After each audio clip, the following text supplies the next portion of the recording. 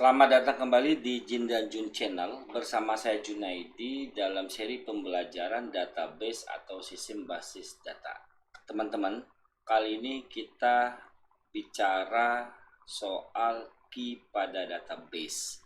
Ini materi video terakhir saya menjelaskan key, karena yang kali ini kita akan lengkapi 7 key dalam database. Yang sebelumnya kan kita udah bicara kandidat key, primary key, alternative key, kemudian kita bicara super key, dan kita bicara secondary key. Nah, yang sekarang saya akan bicarakan apa itu foreign key dan composite key, gitu ya. Oke,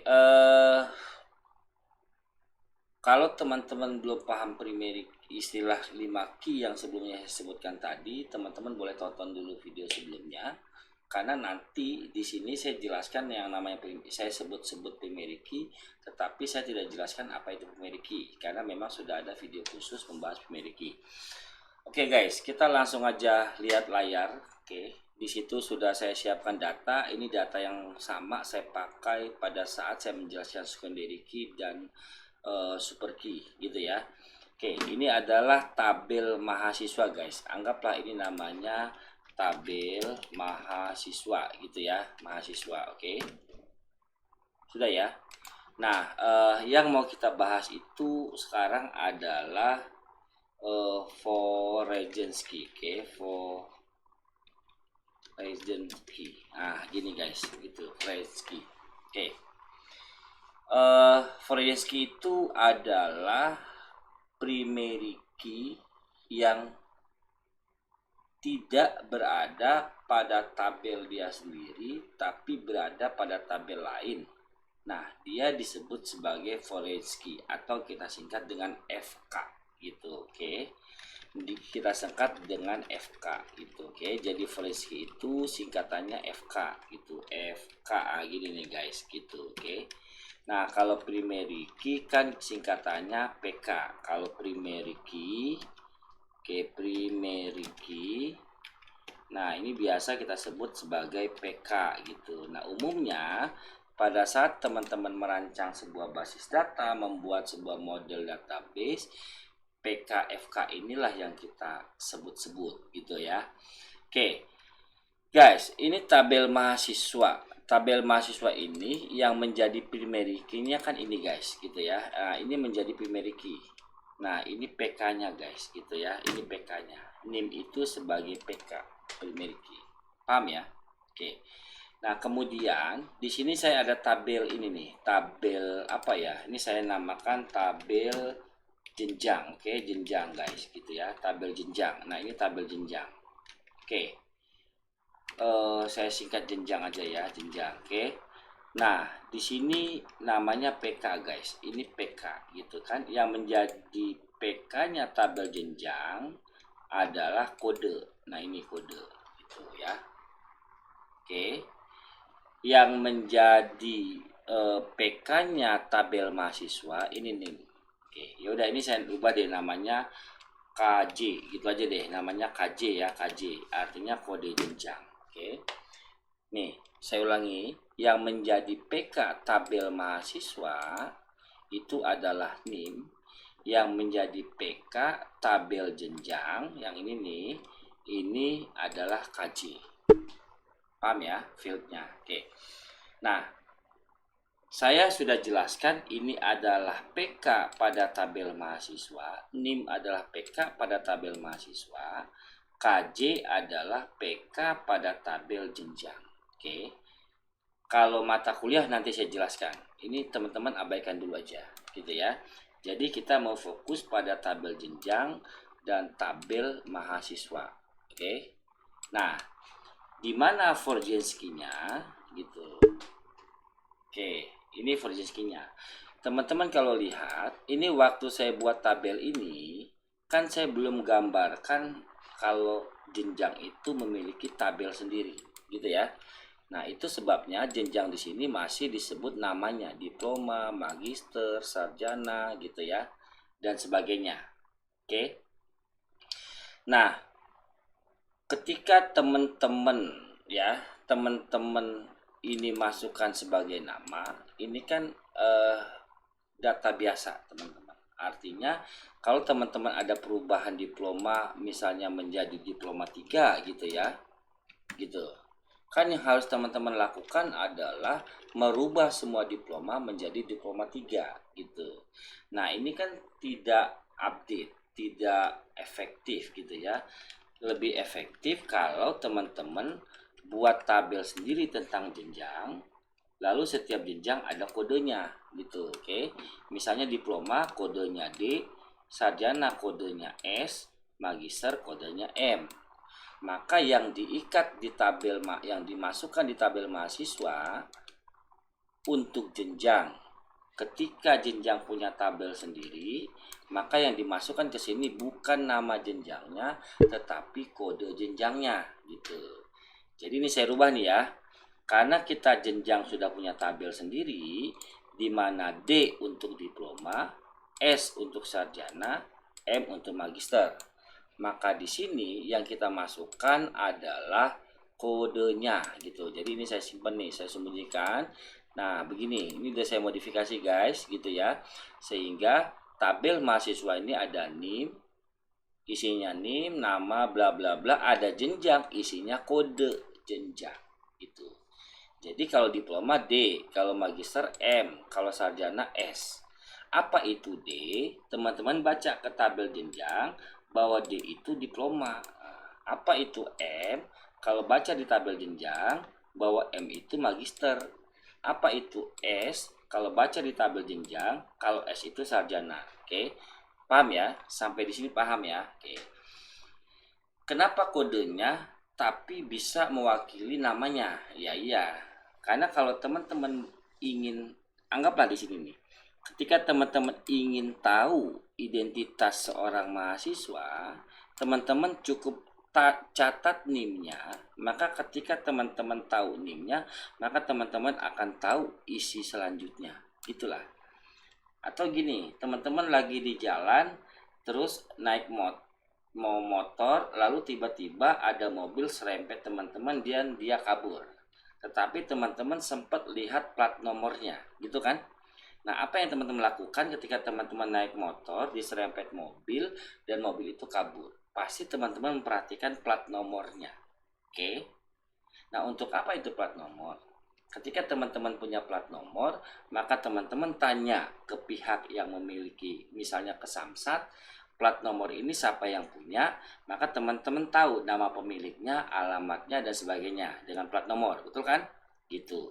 Nah, begitu juga begini, begitu juga dengan ini, gitu ya.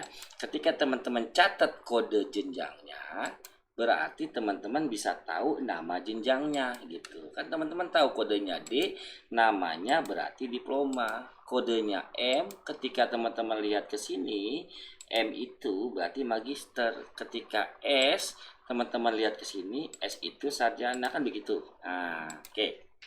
Sudah. Itu pengantar saya, tapi inti penjelasan saya di sini bahwa PK pada tabel jenjang ini, DSM ini adalah sebuah PK di tabel jenjang. Itu yang saya bilang, DSM ini menjadi primary key di tabel dia sendiri. Nah, ini kan tabel dia sendiri nih. Nah, maka dia menjadi PK. Gitu. Oke. Nah, tetapi ketika DSM ini ada di tabel lain, oke, dia bukan lagi disebut PK, tetapi dia disebut sebagai FK gitu, Forjensky. Itu itulah Forjensky, artinya kunci tamu gitu. Jadi kalau primary key kunci utama, kalau Forjensky itu kunci tamu gitu. Oke. Kenapa? Ya karena di tabel dia sendiri dia sebagai PK, tetapi ketika dia berada di tabel orang lain, dia disebut FK gitu. Oke, Forjensky.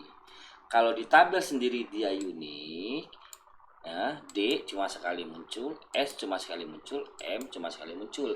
Tetapi ketika dia di tabel orang lain, dia bisa berkali-kali muncul. Tuh coba lihat D-nya banyak kan? Tuh ada D, ada M gitu ya. Nah, dia disebut FK, bukan PK gitu. Jadi Forzinski itu adalah primary key yang berada di tabel orang lain dan dia berubah menjadi FK. Pendekatannya gini sederhana gitu. Sederhana gini aja deh dalam kehidupan teman-teman. Teman-teman, Anda punya teman gitu ya. Teman Anda punya teman, atau Budi punya teman Andi, betul kan? Atau Junaidi punya teman Novi. Paham ya? Oke. Junaidi punya rumah, Novi punya rumah. Oke. Ketika Junaidi berada di rumahnya sendiri, maka Junaidi disebut tuan rumah. Betul kan? Nah, ketika Novi berada di rumahnya sendiri, maka Novi adalah tuan rumah. Betul ya? Oke. Nah, waktu Junaidi main ke rumah Novi, kan Junaidi dari tuan rumah nih di rumahnya sendiri. Nah, waktu Junaidi main ke rumah Novi, maka saat itu Junaidi bukan lagi tuan rumah, tetapi sebagai tamu. Betul kan? Nah, Novi tetap sebagai tuan rumah karena dia berada di rumah sendiri. Sayalah yang sebagai tamu. Betul kan? Betul nggak? Betul. Ya udah, Ki itu begitu. Ketika D ini ada di tabel sendiri, maka D sebagai PK. Ketika D berada di tabel orang lain, tabel mahasiswa, maka D ini disebut sebagai FK, Forzinski, kunci tamu, sebagai tamu gitu. Sebaliknya, waktu Nopi main ke rumah Junaidi, maka Junaidi adalah PK, tuan rumah, Nopi adalah tamu, kan begitu kan? Nah, itulah pendekatan memahami primary key dan Forzinski, gitu ya. Berarti pada posisi ini dia disebut primary key. Nah, tetapi ketika yang primary key ini berada di tabel orang lain, dia disebut sebagai Forzinski atau sebagai FK. Gitu, sederhana kan main memahaminya ya, sederhana gitu. Begitu juga dengan misalnya ini. Oke, saya bilang jurusan. Ini kan jurusan nama ya. Ini jurusan nama guys. Oke, ini jurusan nama. Ini saya buat lagi begini. Nah, oke, ini saya sembunyikan. Oke. Dah tuh, jurusan ada TI, SI, SKMI. Oke. Saya buat di sini ya. Di sini saya buat TI, apalagi SI, SK, MI gitu ya. Cuma ada dua kan nih. TI, SI, SKMI. Oke. Di sini saya bilang teknik informatika gitu ya, teknik informatika. Oke. Oh, ya udah. Di sini sistem informasi gitu ya. Sistem komputer gitu ya. Ini manajemen informatika. Oke guys. Oke. Nah, saya buat begini nih guys gitu ya. Nah, ini saya bilang kode jenjang. Oke. Kode prodi lah, kode prodi. Ini prodi. Prodi itu program studi lah guys ya. Oke, saya singkat aja nih. Prodi itu program studi guys. Oke. Nah, ini berarti ini kan saya buat lagi menjadi tabel sendiri nih. Nah, ini saya buat menjadi tabel sendiri guys. Oke. Nah, maka kode TI ini di tabel mahasiswa ketika bicara jurusan, oke, ini saya umpetin dulu nih. Ini saya umpetin. Nah, ketika bicara jenjang, maka yang muncul kode jenjangnya. Oke, maka dia disebut FK. Oke. Nah, ketika bicara jurusan, karena jurusan saya sudah buat tabel sendiri lagi, maka yang disalin di sini adalah kode jurusannya. Nah, ini juga disebut FK gitu, guys, gitu. Nah, itu. Jadi tabel mahasiswa ini memiliki dua FK, yaitu jenjang dan jurusan. Kenapa? Karena jenjang punya tabel sendiri, jurusan punya tabel sendiri. Maka di sini dia disebut sebagai FK, Forzinski, kunci tamu gitu. Sama pendekatannya. Saya Junaidi tuan rumah, berhak dong menerima lebih banyak tamu. Novi bertamu. Ada teman saya lagi namanya Fahira bertamu. Teman saya lagi namanya Ata bertamu. Teman saya lagi namanya Kia bertamu. Berarti saya punya 4 tamu. Novi, Fahira, Atta, Kia, kan gitu kan? Gitu. Nah, tabel mahasiswa ini memiliki kunci tamunya dua, yaitu jenjang dan jurusan. Kenapa? Karena jenjang punya tabel sendiri, jurusan punya tabel sendiri. Gitu guys. Nah, itulah FK guys. Oke, Forjensky. Oke. Jadi Forjensky itu syaratnya satu, dia adalah PK di tabel dia sendiri gitu. Jadi nggak bisa tuh kota tinggal teman-teman jadikan FK, itu nggak bisa. Kota tinggal teman-teman jadikan FK nggak bisa. Karena kota tinggal tidak punya tabel sendiri. Oke. Jadi syarat sebuah FK dia harus PK dulu di tabel sendiri. Lalu dia ada di tabel lain, disitulah dia disebut FK. Gitu. Paham ya? Atau sebaliknya, ketika NIM ada di tabel lain, maka NIM di tabel lain itu disebut FK gitu. Tapi NIM di tabel mahasiswa disebut PK gitu. Misalnya nih, ini kode NIM ya, kode NIM mahasiswa nih guys. Saya copy masuk ke sini nih, mahasiswa. Oke. Nah, berarti NIM di sini disebut sebagai FK Forjensky gitu guys. Paham ya? Oke. Kalau teman-teman belum paham, teman-teman bisa ulangi video ini lagi biar teman-teman paham gitu ya. Karena konsep FK ini harus benar-benar teman-teman pahami sebelum saya bicara soal composite key pada video berikutnya. Oke. Nah, kali ini saya jelaskan tentang Forjensky. Oke. Sehingga sampai dengan video ini teman-teman sudah mengenal 6 key. Oke. Kandidat key, primary key, alternative key, super key, secondary key, Forjensky key. Oke. Habis ini saya bahas video selanjutnya tentang composite key. Tetapi composite key ini membutuhkan pemahaman tentang Forjensky. Oke.